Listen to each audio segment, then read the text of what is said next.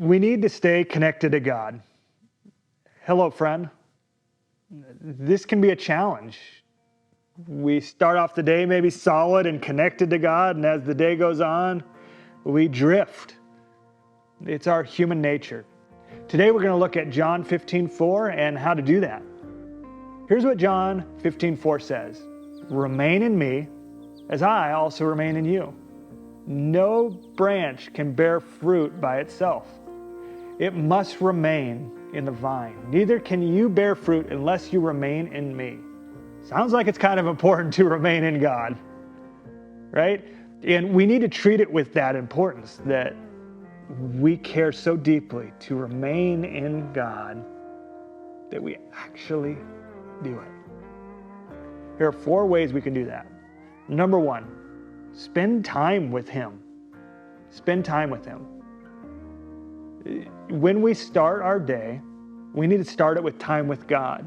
It's why that quiet time in the morning is so crucial, is to begin to connect. Because when you wake up in the morning, at least me, if you're like a morning person that wakes up like all cheerful and ready to go for the day, it's a little annoying, I just got to tell you. Because I do not wake up that way. I wake up stumbling out about as much mental energy to start my coffee. And that's about it. So I have to wait for that coffee to be done so I can smell it.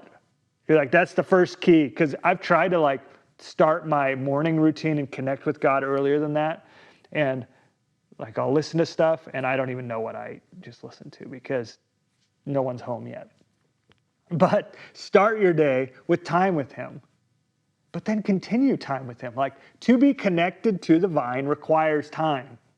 Throughout the day, are you spending time with God? It doesn't need to be large moments. In fact, the more frequent moments sometimes are more helpful. Connect back in. Number 2, coming to Him with our sin and not hiding when that happens.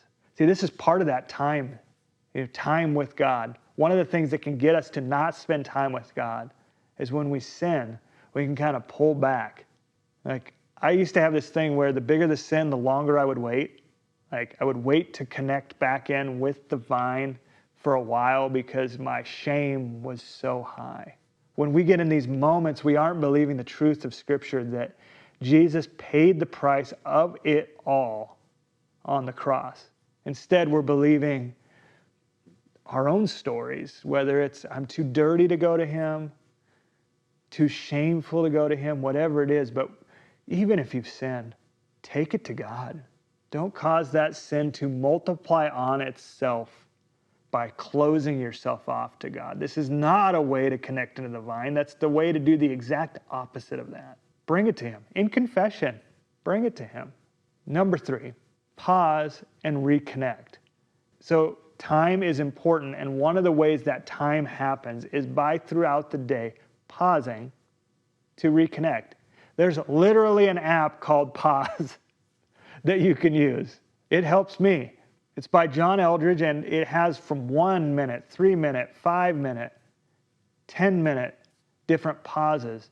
And throughout the day when I feel my jaw tightening and I can tell my mind is fixated on the problems of this world, I can tell I need to reconnect with our Father. And so I quickly just do a pause, a 1 minute, just hit the button and listen to it. And it helps and focus me back on God. We need that refocus back on God. So pause throughout the day. I've said before, I have alarms that go off on my phone throughout the day to remind me to connect back in. And maybe you don't need a reminder. I do. Because I can quickly go to my problems or things I've done or things that others have done to me instead of being connected into God and spending that time and energy and focus on Him. Number 4, simply talk throughout the day. My family has this tradition at dinner time where we talk about our highs and our lows and where we saw Jesus throughout the day. And I'm wanting to know about their day. And, my kids are getting to this age where that sharing is a lot harder. I'd have a 15-year-old and a 13-year-old, and they're not so interested in sharing their day. And it kind of grieves me, because the day when they were in kindergarten and just telling me everything that happened, I missed that.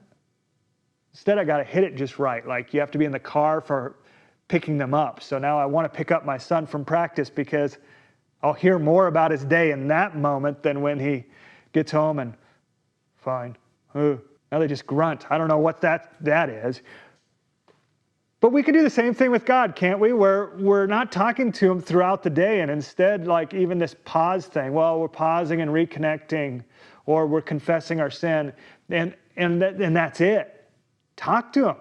The days I am the most connected is the days I am sharing everything with him and just, hey, thanks for that, God. That was awesome. Man, God, that stung right there. Just talk throughout the day. I'm a verbal processor. I'm going to talk throughout the day.